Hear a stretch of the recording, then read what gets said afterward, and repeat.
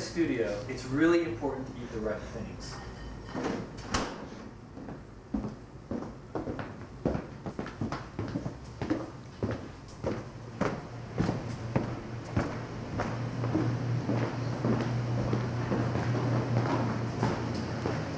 And it's even more important to listen to the right music.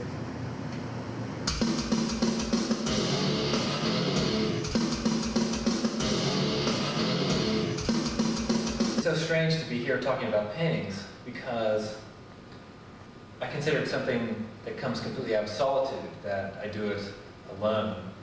And in some ways I think of myself as a kind of inconvenience to the painting, almost something that's that I try to ultimately paint myself out of. And so to be here talking about it, I find myself being tempted to do the usual sort of evasions or justifications, or to maybe to try to reduce the painting to an issue, something like that. So these paintings, this painting, I thought of as being a kind of vernacular practice, that I was trying to paint in that sort of workmanlike illustration way that that somebody who's trying to please an audience, let's say the way a pornographer might, you know, want to show you the body and the physique, and maybe even solicit other people's prurient interest. But at the same time, I'd like it to be a painting and have a kind of life as a painting. I used to make paintings that had an orienting sense of place that would be in the past. I worked with images from my family's album and would paint them in a kind of dissolvey sort of sense of memory. And then I would work over them as though I was retouching the memory, and I would project materials into them, or I would try to conjure things out of them, or I would vandalize the picture, and so I could kind of act out all this sort of psychodrama. More recently, I've been trying to make the paintings have a sense of immediacy, that they're really kind of in our space now. And so I've been painting these kind of volumes, big muscular volumes. And yet, in a sense, there's still something secondhand about them, because I think that they're drawn somewhat from stereotypes, from genre. Somehow in the 80s, I remember there was this idea that surrealism was kind of a bad thing, that surrealism was self-indulgent and obvious and kind of passé. And I had to kind of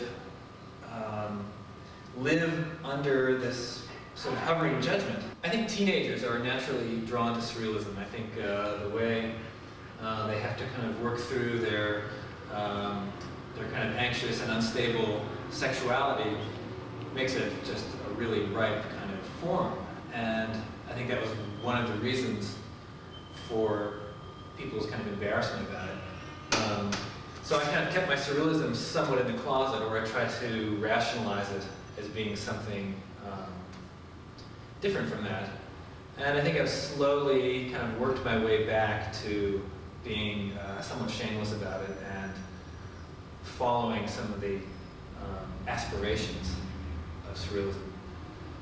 What are they? That would be hard to say. One of them, I think, is the idea of free association, that one's thoughts, as they follow tangents and analogies and associations, establish a kind of a pulse that is part of what really makes us who we are and puts us in the world in a certain way. And I think paintings can kind of get into that. Even though paintings don't exist in time, they're things and they're there in front of you. They can kind of capture some of that moment-to-moment life of an association. I guess there's an idea that surrealism is a kind of an escapist fantasy. Surrealism can be a provocation and an indictment of the utilitarian, everyday world. And so, in some sense, that particular indictment can become tired. It needs to be refreshed over and over. And perhaps the fact that surrealism has become washed into media culture so thoroughly has diluted some of its original aspirations. But I think those aspirations can be and need to be renewed regularly. The thing that's so peculiar about painting, to me, is that it's handmade and that you're really kind of smearing this colored muck onto a surface. And so the image really comes out of a kind of repetitive stroking. And I think that that gives it a capacity to be very intimate and very direct, so that when somebody comes to a painting, they're really looking at a kind of frozen moment that when you take your hand off and the paint dries and they come to it, that amount of time between when you touched it and when they're looking is collapsed. And so there's something really exciting about, let's say, looking at a painting that's hundreds of years old, and you're right there at the last moment, virtually, from when they touched it. And I think maybe some people make too much of a big deal out of it. It can become a kind of virtuoso display, but at the same time it can work against that sort of grandiosity, or scale. There's something about painting that I kind of think of as end product, that there's this whole process of taking in images and digesting them and filtering them through your body, and they come out, like I said before, in the form of this smeared colored muck. And I think that in the end, I'm just as happy to be rid of them when they're finished.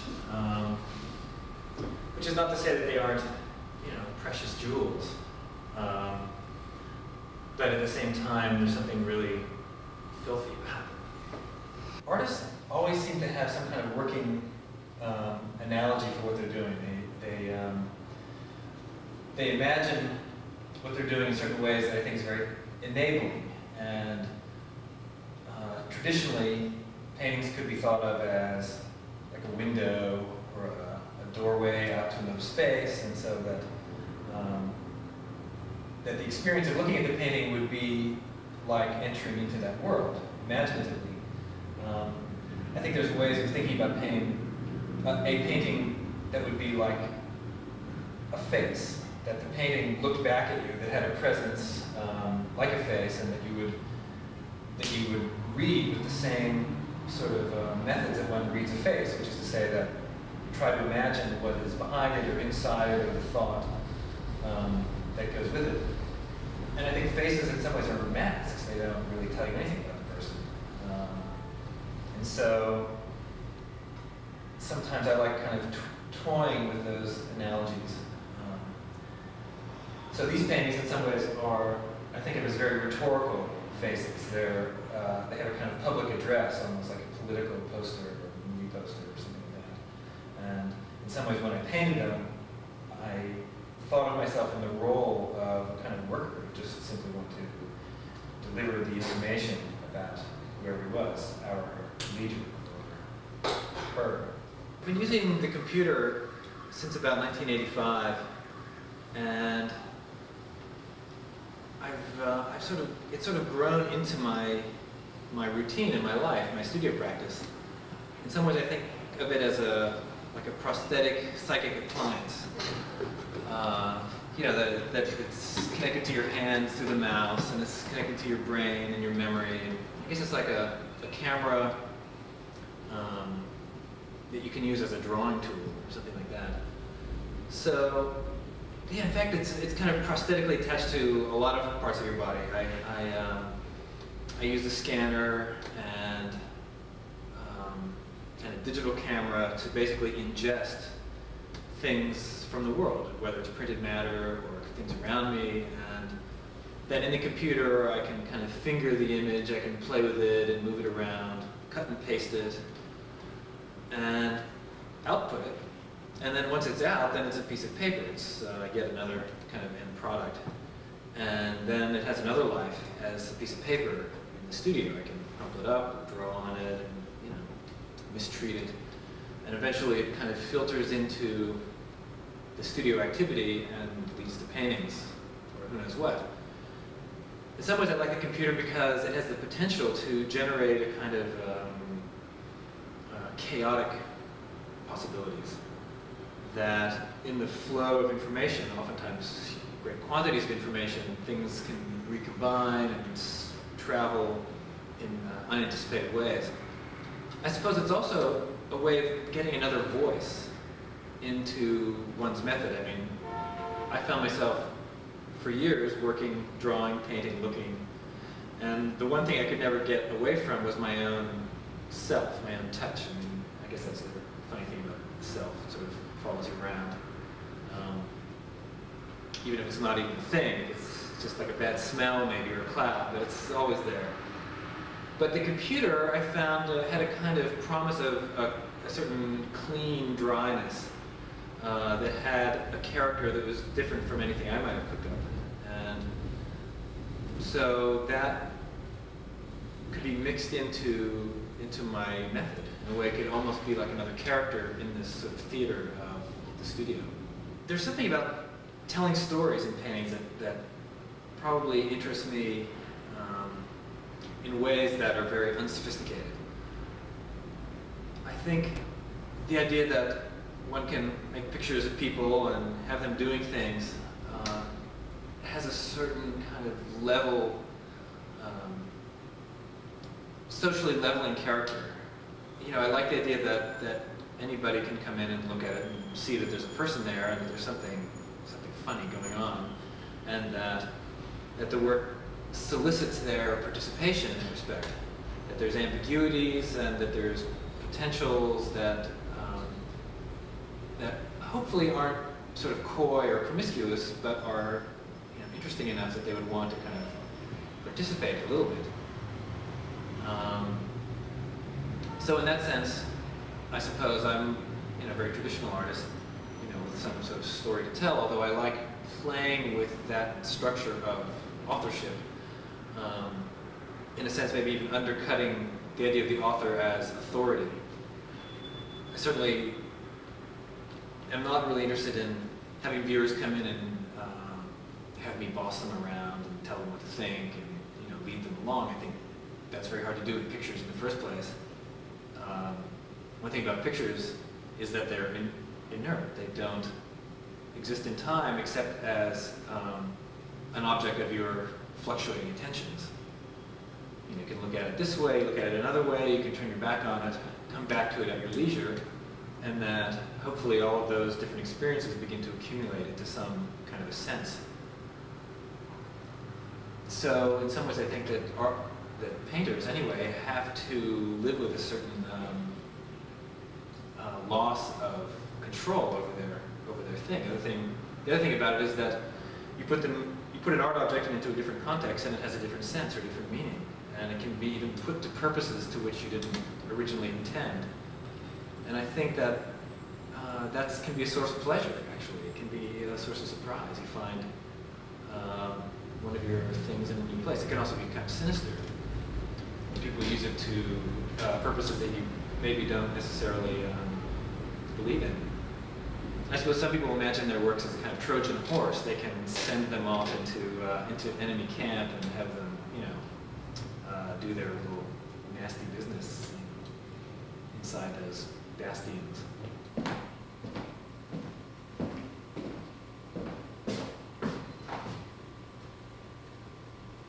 I spent a lot of time making paintings from family albums.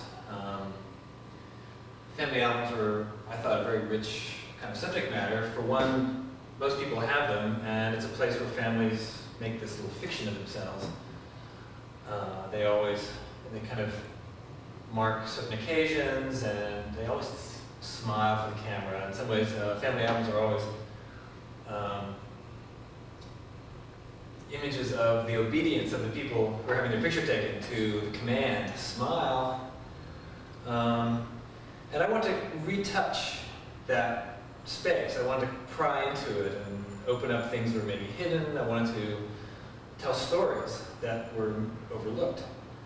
And it had this strange effect. It had the effect of converting my memories, my real memories, into fictions, because I didn't really feel particularly obliged by truth, but that I wanted to kind of really maybe tell the truth of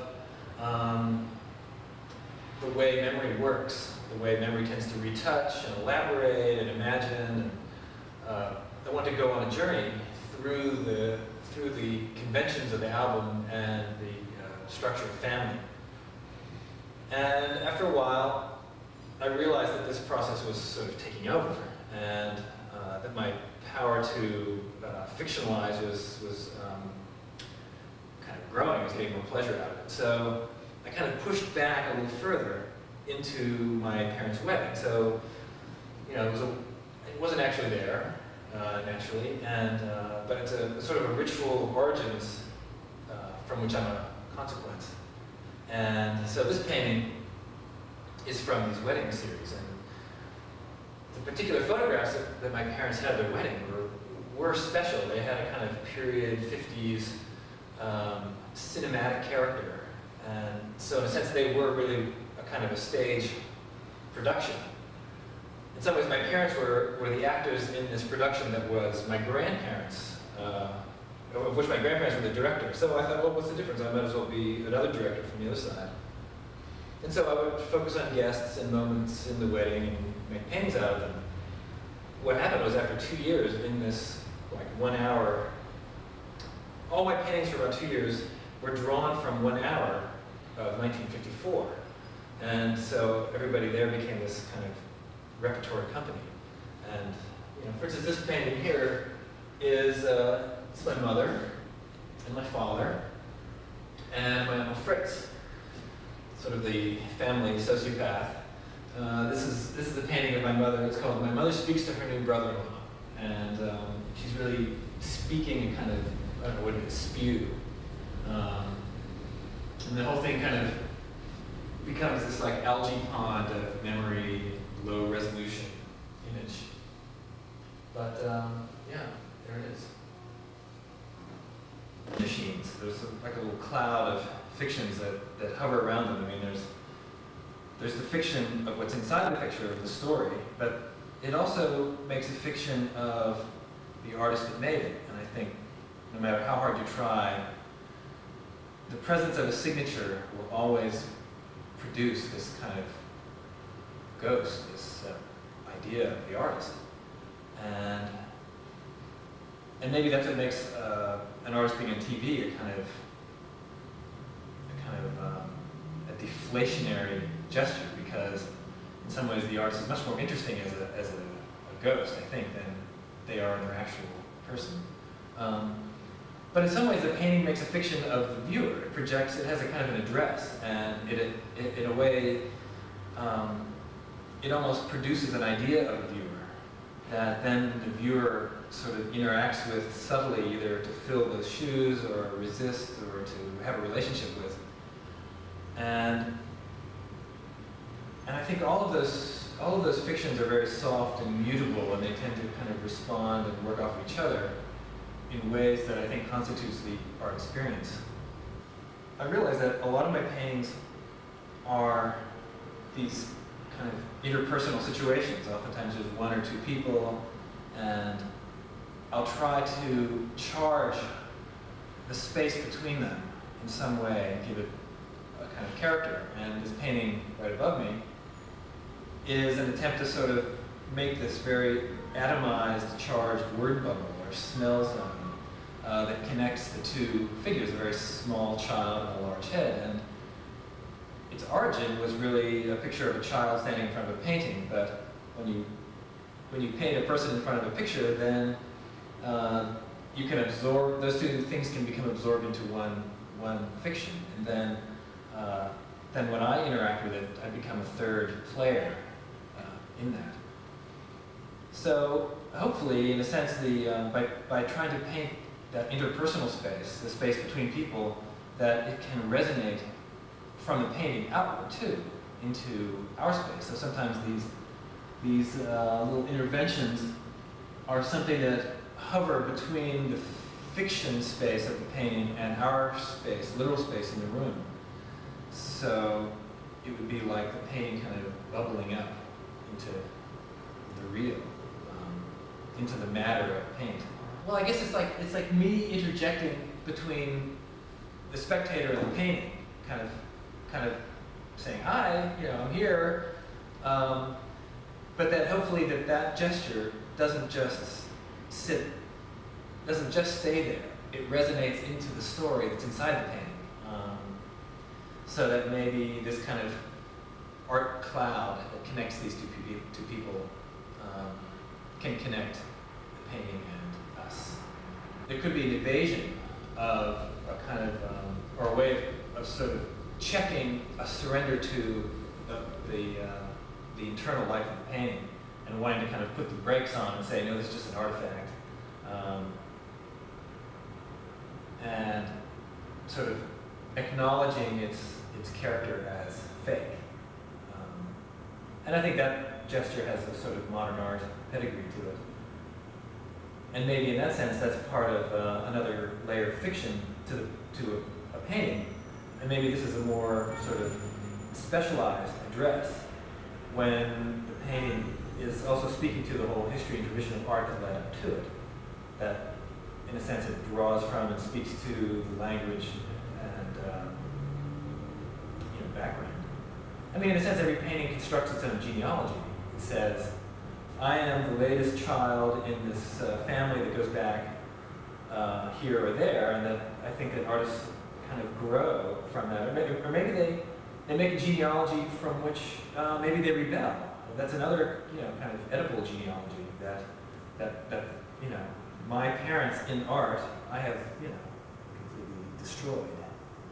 Or that I haven't, or I've tried to and didn't succeed. And I think that's a very interesting drama, all those different frictions and struggles that the work makes with previous art around it.